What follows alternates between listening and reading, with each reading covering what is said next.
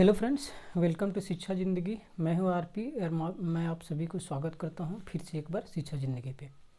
Friends, हम लोग जो जैक बोर्ड का एग्ज़ाम होने वाला है, मैट्रिक की परीक्षाएं होने वाली 2021 में, है ना, उससे रिलेटेड जो जीएसई बोर्ड ने सिंपल पेपर निकाला है, मॉडल पेपर निकाला है, ठीक है, जिसमें हम लोगों को पता चलता है कि सवाल का पैटर्न कैसे रहने वाला है, कौन कौन सवाल पूछने वाला है, ठीक है, वो देख रहे थे फ्रेंड्स।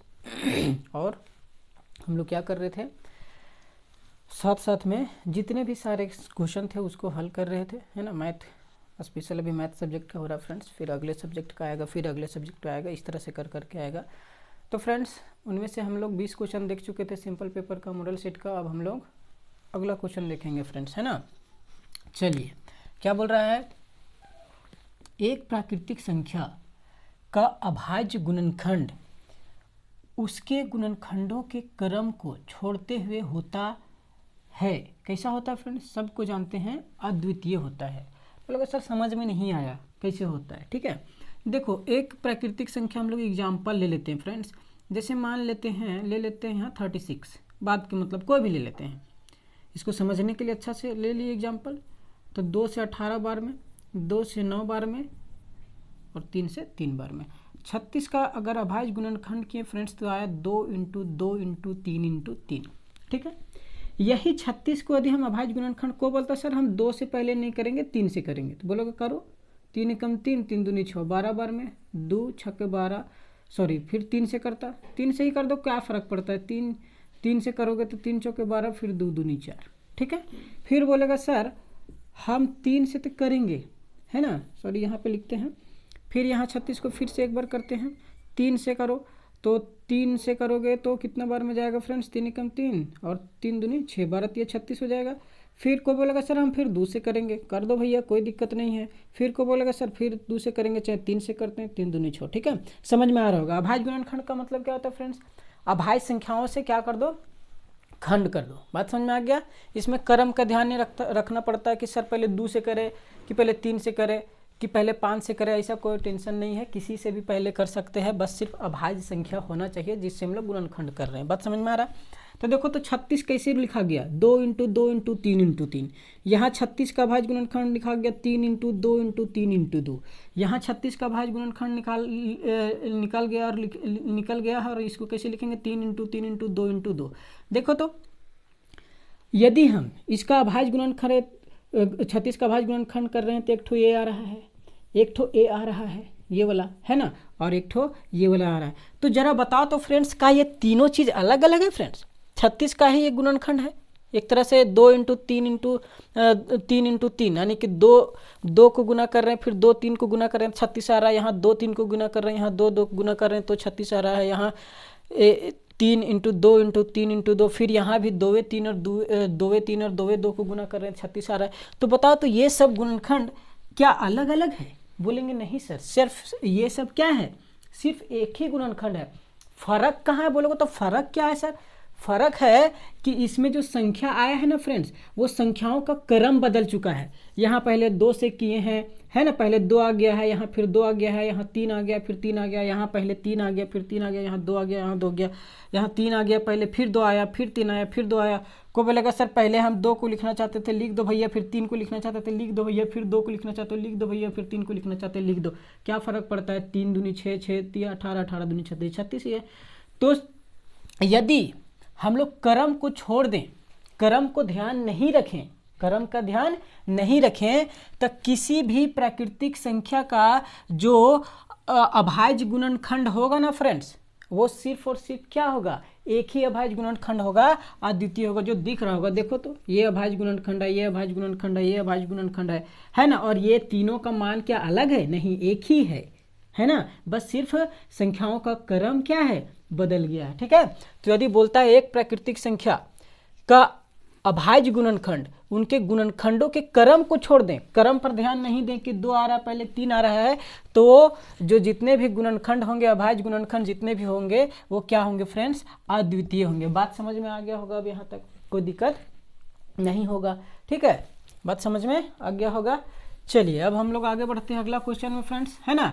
आप बोलोगे सर सिर्फ प्राकृतिक संख्या रहेगा तो ही ऐसा होगा, नहीं भैया, कोई भी भाज्य संख्या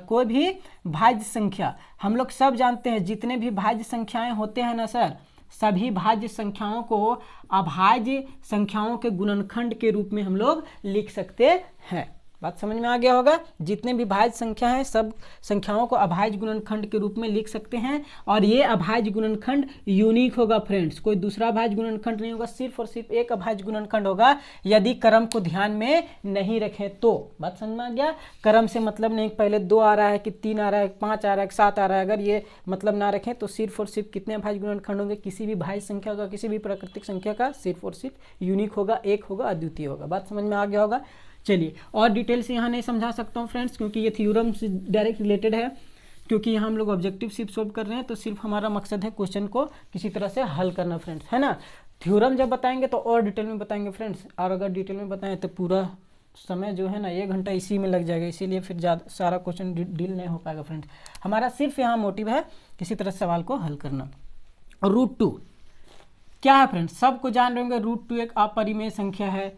√2, √3, √5 पढ़े होंगे ना फ्रेंड, ये सब संख्याएं क्या है, अपरिमेय संख्या है। और सबको जानते हैं अपरिमेय संख्या किसको कहते हैं फ्रेंड्स, वैसी संख्याएं जो परिमेय नहीं है वो क्या कहलाते हैं, अपरिमेय कहलाते हैं। सबको जानते हैं, यहाँ बताने की जरूरत नहीं है। और जिनको भी दिक्कत है अपरिमेय परिमेय में, वो रियल नंबर का वीडियो देख लीजिए फ्रेंड्स, प्ले लिस्ट में जा करके, चैनल में जा करके, हालांकि मैं डिस्क्रिप्शन में लगा दूंगा उनका लिंक, या तो डायरेक्ट इन द स्क्रीन में लगा दूंगा, वीडियोज़ को देख लीजिएगा और कंसेप्ट क्लियर हो जाएगा। बस यहाँ याद रखना है √2 एक ऐसा संख्या फ्रेंड्स अपरिमेय संख्या है। कैसा संख्या है, अपरिमेय। ठीक है, 22 क्वेश्चन हो गया। 23 क्या बोल रहा है फ्रेंड, जब a1/a2 is not equal to b1/b2 हो। सबको समझ में आ गया होगा।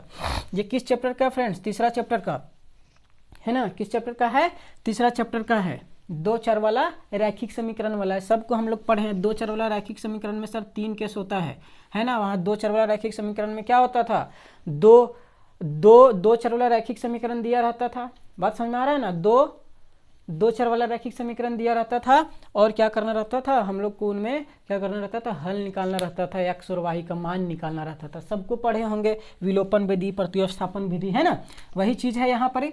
यहाँ पे क्या बोल रहा है, जब a1/a2 is not equal to b1/b2, सबको जान रहे होंगे a1 b1 फर्स्ट समीकरण का, फर्स्ट 2 चर वाला रैखिक समीकरण का क्या है, गुणांक है x और y का, कोफिशिएंट है x और y का। a2 और b2 क्या है, सेकेंड जो रैखिक समीकरण है 2 चर वाला, उसका x और y का गुणांक है। बात समझ में आ रहा होगा, इतना समझ में आ गया होगा। तो a1/a2 is not equal to b1/b2 होता है। सबको जानते हो, जो दोनों रैखिक समीकरण, जो दोनों एक 2 चर वाला रैखिक समीकरण मिलेगा ना फ्रेंड्स, उसका क्या है, उसका क्या होगा, हल जो होगा ना फ्रेंड्स, वो क्या होगा, अद्वितीय होगा। क्या होगा, अद्वितीय होगा। एक ही हल होगा, सिर्फ और सिर्फ एक ही हल होगा। ठीक है, जब ये केस रहेगा तब। बात समझ में आ गया होगा। बोलोगे सर एक ही हल क्यों रहता है, क्योंकि सबको जानते हो कि 2 चर वाला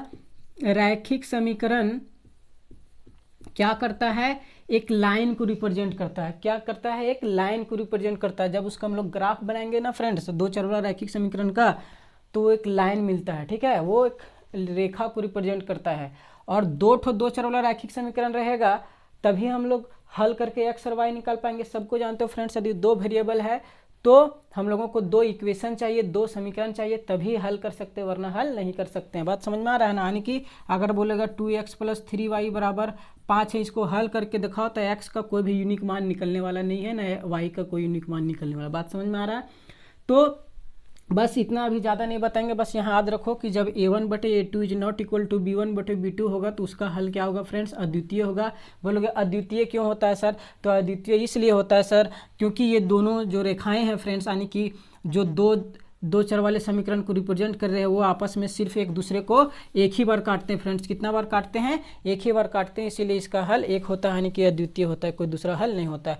बोलोगे सर यहाँ 3 केस होता है, हाँ याद करा देते हैं। अगर ऑब्जेक्टिव में वैसा सवाल दे दिया तो बना सकते हो। फिर एक केस और होता है a1/a2 = b1/b2, a1/a2 b1/b2 = c1/c2। सबको जानते हो।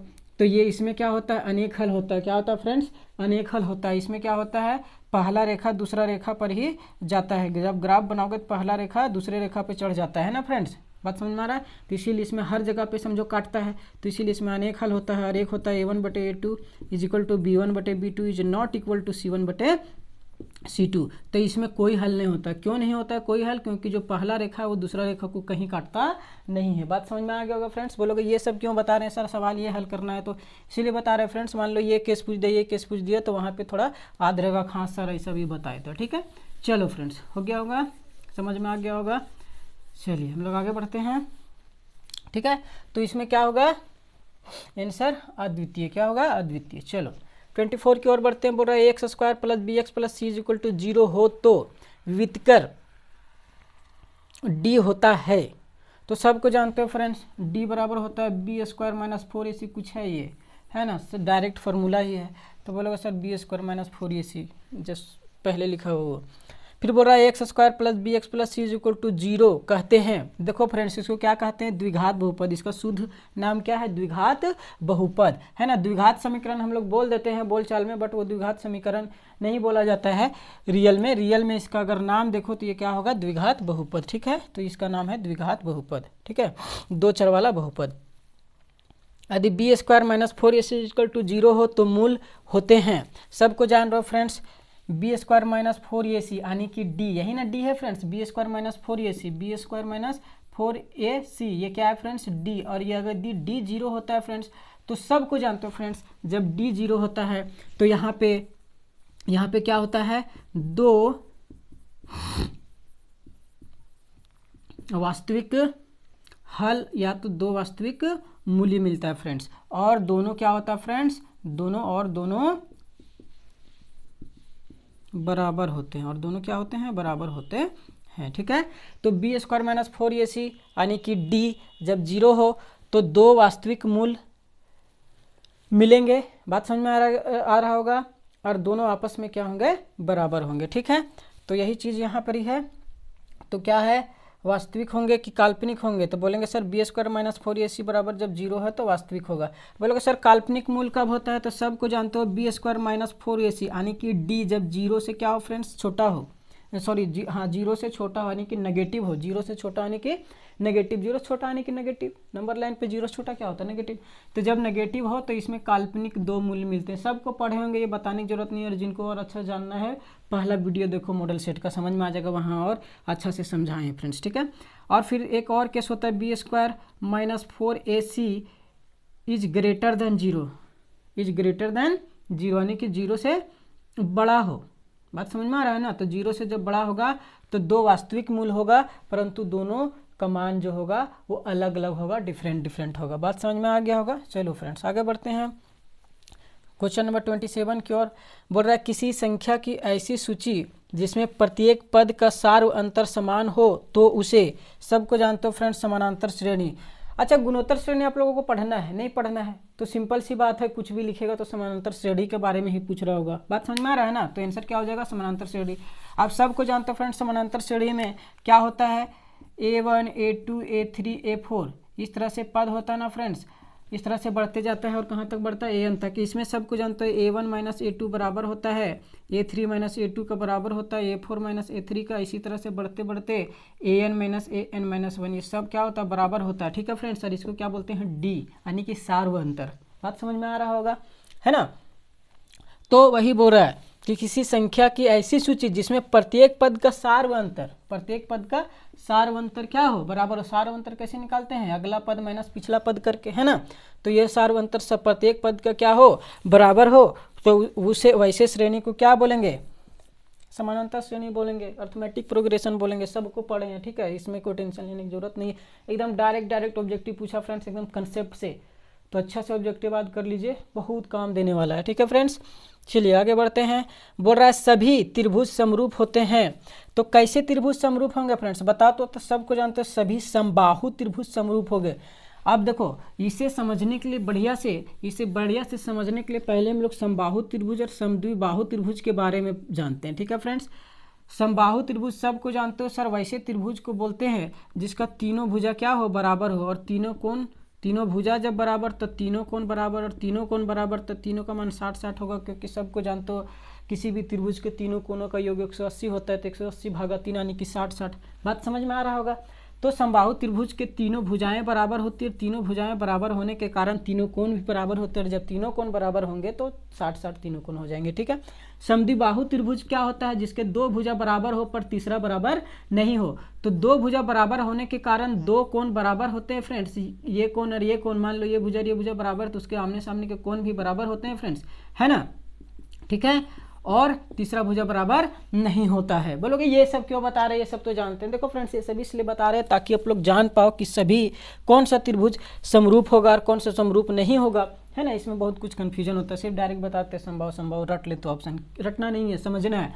तो देखो, तो जब तीनों भुजा बराबर है, तीनों कोण बराबर है, ठीक है, तो कोई भी आकृति बनाएगा ना फ्रेंड्स, त्रिभुज का छोटा आकृति बना लो, समबाहु त्रिभुज का चाहे बड़ा आकृति बना लो, तीनों एक जैसा दिखने वाला है। यानी कि सॉरी, तीनों बोल रहे हैं, सभी आकृति एक जैसा दिखने वाला है। चाहे समबाहु त्रिभुज एकदम इतना छोटा बनाओ, चाहे उससे और बड़ा, चाहे और बड़ा बनाओ, सब एक जैसा दिखेगा। बात समझ में आ रहा है? जैसे साइकिल का पहिया, छोटा पहिया, बड़ा पहिया और बड़ा पहिया, सब एक जैसा दिखता है ना, उसी तरह से त्रिभुज जिनके तीनों कोण और तीनों भुजा बराबर हो, अगर बनाओगे तो सारा त्रिभुज एक जैसा दिखेगा। बात समझ में आ रहा है? इसीलिए समरूप होता है। लेकिन समद्विबाहु त्रिभुज में ऐसा जरूरी नहीं है। बोलोगे क्यों नहीं जरूरी है सर? तो देखो, ये भुजा जो तीसरा जो वैरी करता है फ्रेंड्स, दो भुजा तो बराबर भैया चलो, लेकिन तीसरा वैरी करता है। देखो, तीसरा मान लो 5 सेंटीमीटर है, किसी में 4 सेंटीमीटर है, और मान लो दो बराबर भुजा 4-4 सेंटीमीटर हुआ, तीसरा 5 सेंटीमीटर हुआ। ठीक है। अब ऐसा भी तो हो सकता है, दो भुजा 4-4 हुआ और तीसरा का 4 की जगह पर 20 हो गया, तो फिर एक जैसा दिखेगा? बोलोगे एक जैसा फिर दिखेगा नहीं सर, एंगल बदल जाएगा तीसरा भुजा बदलने के कारण, है ना। यहाँ का भी एंगल बदल जाएगा, इधर का भी बदल जाएगा, इधर का भी बदल जाएगा, तो एक जैसा दिखने वाला नहीं है। इसीलिए फ्रेंड्स, समद्विबाहु समरूप नहीं होंगे। समद्विबाहु त्रिभुज में जैसे तीसरा भुजा वैरी करेगा, है ना, आकृति अलग अलग दिखने लगेगा। ठीक है। लेकिन समबाहु त्रिभुज में सब कुछ तो फिक्स है, 5 का लोगे तो उसको भी 5, तीनों 5, है ना, तो एक ही जैसा दिखेगा। तीनों 6 लोगे तो तीनों 6, 7 लोगे तो तीनों 7, है ना, तो सब एक जैसा दिखेगा। बात समझ में आ रहा है? चलो, तो इसका आंसर क्या हो जाएगा फ्रेंड्स? सभी त्रिभुज समरूप होते हैं। कौन त्रिभुज? समबाहु त्रिभुज। कौन त्रिभुज? समबाहु त्रिभुज। सभी समबाहु त्रिभुज क्या होंगे? समरूप होंगे। बात समझ में आ रहा होगा? कोई दिक्कत नहीं होगा। बात समझ में आ गया? ठीक है। चलो अगला बोल रहा है tan 90 माइनस थीटा। देखो फ्रेंड्स, ये डायरेक्ट फॉर्मूला, इसमें समझना क्या है। tan 90 माइनस थीटा आप समझना चाहते हो तो 11th क्लास का ट्रिगोनोमेट्री पढ़ना पड़ेगा फ्रेंड्स, तभी समझ में आएगा। वहाँ पे कोऑर्डिनेट का कंसेप्ट पढ़ना पड़ेगा, जो उतना बता नहीं सकते हैं, और 10th क्लास में उसकी ज़रूरत भी नहीं तो सिर्फ बोलोगे ट्रिगोनोमेट्री बड़ी भारी है सर। नहीं, कुछ नहीं करना है, अभी टेंशन नहीं लेना है, ना क्वाड्रेंट का कंसेप्ट पढ़ना है ना कुछ। जब 11th में जो मैथ पढ़ेंगे वो समझ में आ जाएगा जिनको, और जो नहीं पढ़ने वाले हैं उनके लिए यहाँ हम वेरी सॉरी बोलते हैं कि बता नहीं सकते, नहीं तो वीडियो बहुत लंबा हो जाएगा। ये छोटा सा चैप्टर है नहीं, बहुत बड़ा चैप्टर है ना। 11th का जब मैथ बताएंगे तो पता चल जाएगा। बस यहाँ याद रख लो कि tan 90 माइनस थीटा होता है फ्रेंड्स कॉट थीटा। क्या होता है? Cot theta. ठीक है। बात समझ में आ रहा है? इसको हम रटा दे रहे हैं फ्रेंड्स, समझा नहीं सकते हैं, क्योंकि समझाने के लिए क्वाड्रेंट का प्रयोग करना पड़ेगा, जो 11th क्लास का कंसेप्ट है, जो यहाँ जरूरी नहीं है। ठीक है, वो अभी बता नहीं सकते हैं, नहीं तो बड़ा दिक्कत हो जाएगा, वीडियो 1 घंटा 2 घंटा का हो जाएगा, है ना, और जो आप लोग का परीक्षा के लिए ज़रूरी भी नहीं है। ठीक है। चलिए, तो tan 90 माइनस थीटा याद रखेंगे क्या होता है? Cot theta. ठीक है। फिर बोल रहा है घटना ई की प्रायिकता जोड़ घटना ई नहीं की प्रायिकता क्या होगा? 1 होगा। सबको जानते हो फ्रेंड्स, किसी भी घटना की घटने की प्रायिकता जोड़ किसी भी घटना की नहीं घटने की प्रायिकता कितना होता है? 1 होता है। बात समझ में आ रहा है? पढ़ेंगे हेड आने की प्रायिकता जोड़ हेड नहीं आने की प्रायिकता बराबर 1, टेल आने की प्रायिकता जोड़ टेल नहीं आने की प्रायिकता 1 होती है। ठीक है। बस याद रखना है, किसी भी घटना घटने की प्रायिकता जोड़ किसी भी घटना नहीं घटने की प्रायिकता कितना होता है? 1 होता है। ठीक है। प्रोबेबिलिटी चैप्टर पढ़े होंगे तो समझ में आ गया होगा। इसे एग्जाम्पल से समझा देते हैं, समझ में आ गया होगा। जैसे एक कॉइन को अगर उछालेंगे तो नंबर ऑफ सैंपल स्पेस में कितना चीज होगा फ्रेंड्स? कितना अंक जाएगा? हेड और एक टेल। या तो हेड आएगा या तो टेल आएगा। बात समझ में आ रहा होगा? या तो हेड आएगा या तो टेल आएगा। तो देखो, तो हेड की प्रोबेबिलिटी निकालेंगे, प्रोबेबिलिटी ऑफ हेड की प्रायिकता। तो प्रायिकता क्या होता है फ्रेंड्स? प्रायिकता क्या होता है? नंबर ऑफ फेवरेबल इवेंट्स, वैसे इवेंट जो हमारे फेवर में आ सकते हैं। तो कब बोलेंगे? अनुकूल, अगर हिंदी में बोले तो अनुकूल परिणामों की संख्या, अनुकूल परिणामों की संख्या बटे सभी संभावित परिणामों की संख्या।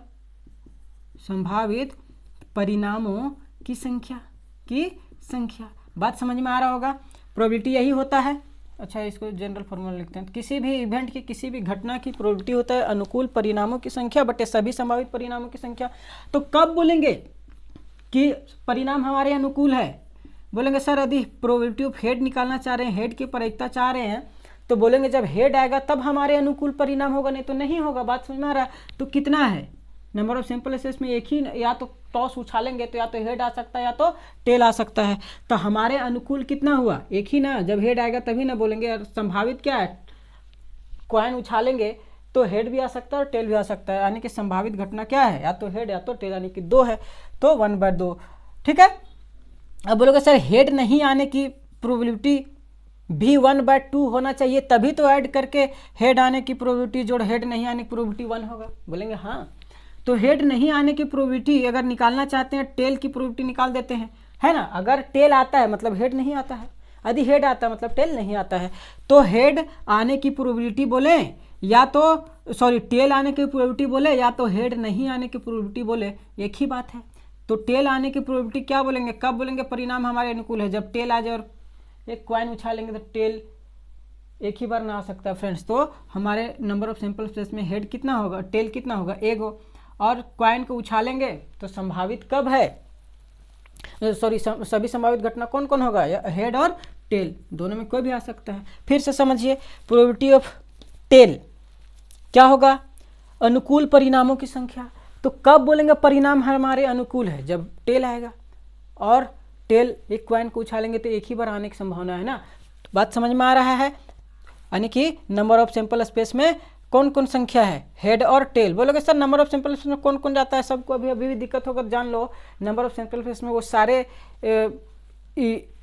परिणाम आ जाएंगे जो आने की संभावना रखते हैं। बात समझ में आ गया? किसी भी कॉइन को उछालेंगे तो हेड आने की संभावना रखता है और टेल आने की संभावना रखता है, यानी कि हेड आ सकता है या तो टेल आ सकता है। चलो अब वो चीज़ आ गया, समझ में आ गया होगा। तो प्रोबेबिलिटी ऑफ टेल आने की प्रोबेबिलिटी है ना, टेल आने की प्रोबेबिलिटी क्या होगा? बोलोगे सर प्रोबेबिलिटी क्या होता है? अनुकूल परिणामों की संख्या। तो कॉइन उछालेंगे, हमारे अनुकूल परिणाम कब होगा? बोलेंगे सर जब टेल आ जाएगा तभी हमारे अनुकूल होगा, नहीं तो हमारे अनुकूल नहीं है। ठीक है। तो कितना आ सकता है? एक ही ना, एक ही टेल आ सकता है। बात समझ में आ गया? ठीक है। और सभी संभावित परिणामों की संख्या, कॉइन उछालेंगे तो ऐसा जरूरी थोड़ी है टेल आ जाएगा, हेड भी आ सकता है और टेल भी आ सकता है। तो संभावित 2 परिणाम है। बात समझ में आ गया? तो इसीलिए 2 बैठा दिए। ठीक है। और टेल आने की प्रोबेबिलिटी मतलब हेड नहीं आने की प्रोबेबिलिटी, यदि टेल आता है तो हेड नहीं आता है। बात समझ में आ गया? तो देखो तो probability of head plus probability of head नहीं आने की टेल कितना होगा? कितना होगा फ्रेंड्स? देखो तो प्रोबेबिलिटी ऑफ हेड 1/2 है और प्रोबेबिलिटी ऑफ हेड नहीं भी 1/2 है। जोड़ेंगे तो 1 है, आधा आधा जोड़ेंगे तो 1 हुआ ना फ्रेंड्स। ठीक है। तो यहाँ से हम क्या सीखें? किसी भी घटना की घटने की प्रोबेबिलिटी जोड़ किसी भी घटना की नहीं घटने की प्रोबेबिलिटी कितना होती है? 1। बोलोगे सर जैसे हेड वाला हुआ वैसे टेल वाला भी होगा। प्रोबेबिलिटी ऑफ टेल जोड़ प्रोबेबिलिटी ऑफ टेल नहीं, यानी कि टेल आने की संभावना जोड़ टेल नहीं आने की संभावना कितना होना चाहिए? 1। बोलेंगे हाँ। बात समझ में आ रहा है? क्लियर है? ठीक है। तो यहाँ याद रखेंगे कि किसी भी घटना की घटने की प्रायिकता जोड़ किसी भी घटना की नहीं घटने की प्रायिकता हमेशा कितना होती है? 1 होती है। हाँ फ्रेंड्स, जोड़ सर बड़ी स्पीड बता रहे हैं। देखो फ्रेंड्स, ऑब्जेक्टिव क्वेश्चन हल कर रहे हैं तो हम चाहते तो सिर्फ टिक आउट करके निकल जाते हैं ना। हम एग्जाम्पल लेके समझा दे रहे हैं फ्रेंड्स, इसलिए ताकि कुछ समझ में आ जाए। ऐसा ऑब्जेक्टिव क्वेश्चन जब भी हम लोग हल करते हैं तो थोड़ा जल्दी फास्ट निकालना पड़ता है। जब पूरा चैप्टर पढ़ाएंगे, कंसेप्ट बताएंगे, उस समय बहुत धीरे धीरे स्लो पढ़ाएंगे फ्रेंड्स, है ना। ठीक है। चलिए कोई दिक्कत नहीं होगा। अच्छा, एक पासा को फेंकते हैं, लूडो गोटी को, तो 1 2 3 4 5 6 यही सब आने का संभावना रहता है। ठीक है। तो यहाँ नंबर ऑफ सैंपल स्पेस ये हो जाएगा। बोलोगे सर यहाँ से प्रोबेबिलिटी ऑफ 1 आने की संभावना जोड़ प्रोबेबिलिटी ऑफ 1 नहीं आने की संभावना 1 होना चाहिए। बोलेंगे हाँ। बोलेंगे 2 आने की संभावना जोड़ 2 नहीं आने की संभावना का प्रायिकता को यदि जोड़ेंगे तो कितना होगा?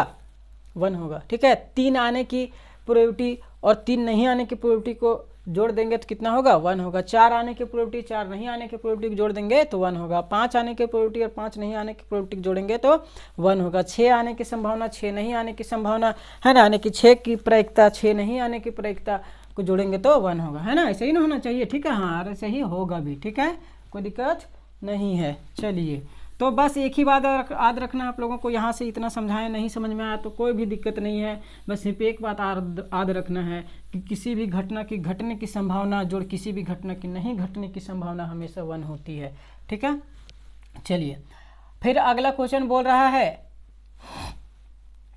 31, है ना, बोल रहा है HCF 306 और 657 9 है तो आप एलसीएम निकाल दो। तो फ्रेंड्स सबको जानते हो HCF इंटू एलसीएम बराबर फर्स्ट नंबर आने की पहली संख्या गुने सेकेंड नंबर आने की दूसरी संख्या। सबको जानते हो फ्रेंड्स, यहाँ तक कोई दिक्कत नहीं हुआ होगा। तो लोग ये फार्मूला क्यों बैठा दिए, तो देखो दोनों संख्या पता है 306 657, है ना, ये संख्या और ये संख्या, ये साइड वाला दहना साइड वाला सब पता है जो फार्मूला में सो। HCF पता है तो एलसीएम ही निकालना है ना। तो 4 संख्या का इक्वेशन है, उसमें से 3 पता है फ्रेंड्स, एक अननोन है, तो ये फार्मूला बैठा देंगे, सिंपल सी बात है। बोले सर कैसे पता चला आपको ये फार्मूला बैठाना है। देखो फ्रेंड्स फार्मूला याद रहेगा ना तो अपने आप पता चल जाता है कि कौन सा फार्मूला बैठेगा और नहीं बैठेगा, किस सवाल में कौन सा फार्मूला आने वाला है। तो थोड़ा सा ध्यान से पढ़ें, ठीक है। तो HCF 306 इंटू एलसीएम इतना, तो देखो तो हमको निकालना क्या है एलसीएम, ठीक है। तो एलसीएम निकालना है तो एलसीएम को इसी साइड रहने दो और HCF को उठा करके उधर ले जाओ। तो एलसीएम बराबर हो जाएगा first number into second number, ठीक है। और एलसीएम इधर HCF के साथ गुना में तो दहिना साइड चल जाएगा तो भागा में। यहाँ तक सबको जानते होंगे। चलो तो फर्स्ट नंबर बैठा दो, फर्स्ट नंबर 306, सेकेंड नंबर 657 और HCF आप लोगों को पता है फ्रेंड्स कितना है 9। और ये क्वेश्चन हम लोग हल किए हैं फ्रेंड्स, कहाँ पे, रियल नंबर के जो सेकेंड वीडियो है वहाँ पे। जो नहीं देखें रियल नंबर का सेकेंड वीडियो देख ले, बढ़िया से और डिटेल में वहाँ बताएं। तो यहाँ पे सिर्फ हल कर देते हैं फ्रेंड्स, क्योंकि सबको जानते हैं इसमें तेज़ चलना पड़ता है। तो 3 तिया 9, 3 दूनी 6, है ना, सॉरी 3 तिया 9, 3 से काट रहे हैं फ्रेंड्स, तो 3 एकम 3 और 0 और 3 दूनी 6, 102 बार में कट जाएगा फ्रेंड्स, सबको जान रहे हैं।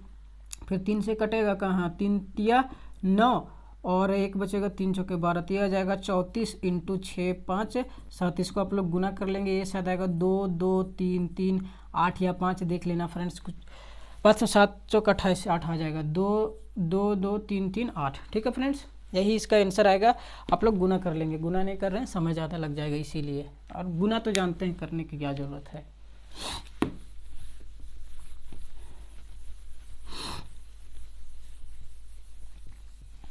चलो फ्रेंड्स अगला क्या है, x² माइनस 2x माइनस 8 द्विघात बहुपद का शून्यांक। तो x² माइनस 2x माइनस 8 द्विघात बहुपद है फ्रेंड्स, ये सब बहुपद जानते हैं हमेशा 0 के बराबर, तो कर दिए x² माइनस 2x माइनस 8 बराबर 0।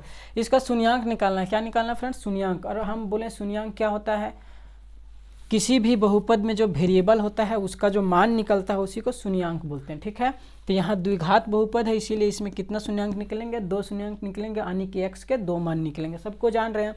हल कैसे करते हैं सबको जानते हैं, इसको हल करने का वर्ग विधि है, गुणनखंडन विधि है, वज्र गुणनखंडन विधि, सॉरी वज्र गुणनखंडन नहीं, गुणनखंडन विधि है, वर्ग विधि है, ये सबसे हम लोग क्या करते हैं, इसको हल कर देते हैं, ठीक है। तो चलो हम लोग यहाँ गुणनखंडन विधि, या तो द्विघाती सूत्र का प्रयोग कर लो, सबसे बढ़िया है तो कर लो द्विघाती सूत्र का प्रयोग, ठीक है। द्विघाती सूत्र से हल करेंगे, गुणनखंडन से हल करेंगे, वर्ग विधि से हल करेंगे, तीनों विधि में कोई एक प्रयोग करो। तो जब कुछ भी नहीं लिखा है ना फ्रेंड्स, तो सबसे आसान हमारा होता है, सबसे आसान कौन सा होता है, द्विघाती सूत्र का प्रयोग करना। सबको जानते हैं द्विघाती सूत्र का प्रयोग करने के लिए पहले ये BC का जरूरत पड़ता है, क्योंकि द्विघाती सूत्र क्या होता है, x is equal to minus B plus minus root D, यानी कि डी के जगह पर b² माइनस 4 ऐसी होता है, सबको जानते हो d बराबर बटे 2, यही ना होता है फ्रेंड्स। ये फार्मूला का प्रयोग कर लो, ठीक है, कोई दिक्कत नहीं है। या तो इसको नहीं करना चाहते हो तो गुणनखंडन विधि का प्रयोग करो। चलो तो गुणनखंडन विधि तो बता दी है पिछला वीडियो में हम लोग कि गुणनखंडन का प्रयोग कैसे करते हैं,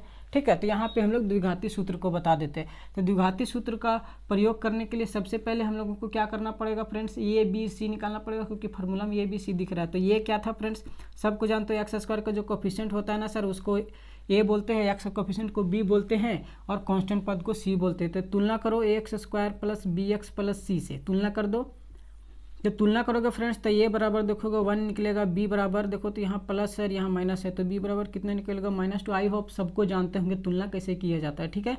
और जिनको जिनको पता नहीं है वो द्विघात समीकरण वाला जो वीडियो है बहुपद वाला दो देखें, पता चल जाएगा।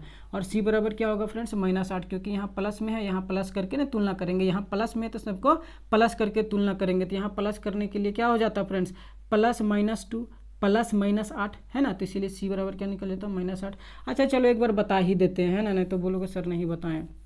चलो इसको पहले प्लस में लिख लो, तो ये हो जाएगा एक्स स्क्वायर, कोफिशिएंट भी साथ में लिखते जाइए, प्लस -2x प्लस -8। आप समझ में आ गया होगा ये कैसे लिखें, 1x स्क्वायर -2x प्लस -8 करोगे तो देखो तो 1x square plus -2 into x, 2x हो जाएगा प्लस -8 जो पहले वाला है, कुछ फर्क नहीं है फ्रेंड्स। अब तुलना करो तो x square plus b x plus c से तुलना कर दो। जैसे तुलना करेंगे ना फ्रेंड्स, ये बराबर निकलेगा 1, बी बराबर निकलेगा -2 और सी बराबर निकलेगा -8, देख लो, ठीक है। अब द्विघाती सूत्र का प्रयोग करो x निकालने के लिए, तो x बराबर -b यानी कि माइनस और b फार्मूला में पहले से माइनस है और b कितना है -2, ठीक है, बात समझ में आ रहा होगा।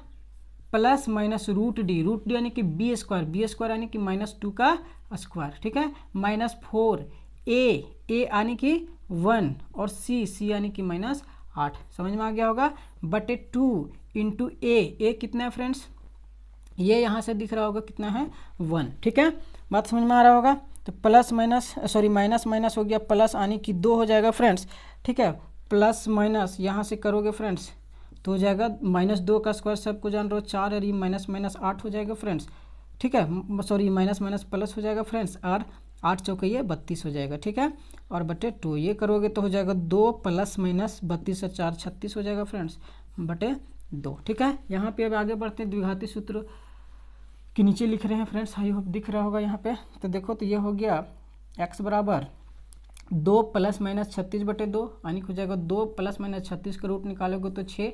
आप प्लस माइनस 6 निकालोगे, बोलोगे सर नहीं लिख रहे हैं प्लस माइनस 6, तो देखो 6 ही लिख रहे हैं क्योंकि यहाँ ऑलरेडी पहले से प्लस माइनस है, तो टेंशन नहीं लेना है, कोई दिक्कत नहीं है, ठीक है, बटे 2, ठीक है।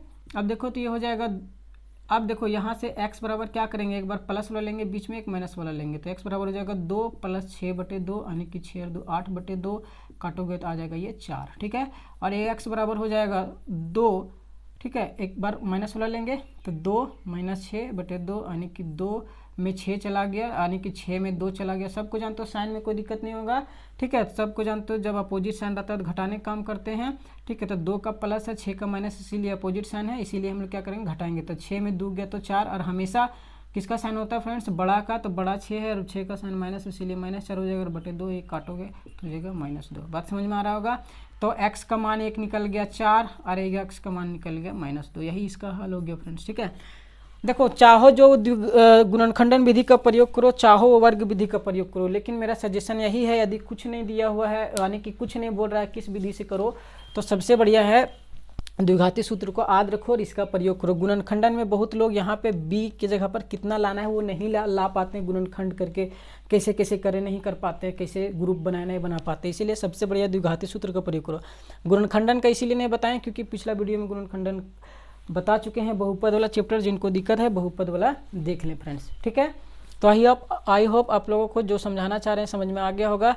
अभी 32 क्वेश्चन तक हुआ है, पूरा हम लोग कितने क्वेश्चन तक है फ्रेंड्स, 49 क्वेश्चन तक है, आधा से अधिक हो चुका है, 49 क्वेश्चन तक पूरा हल करेंगे फ्रेंड्स, पार्ट करके, क्योंकि एक ही बार में सब नहीं हो सकता, ठीक है फ्रेंड्स। तो यदि आप लोगों को अच्छा लगा होगा तो वीडियो को फ्रेंड सर्कल में शेयर करना बिल्कुल नहीं भूलें, चैनल को सब्सक्राइब करें और हमारे मोटिवेशन को बढ़ाने के लिए, हमें मोटिवेट करने के लिए वीडियो को लाइक ज़रूर करें friends. Thank you for watching friends, जय हिंद।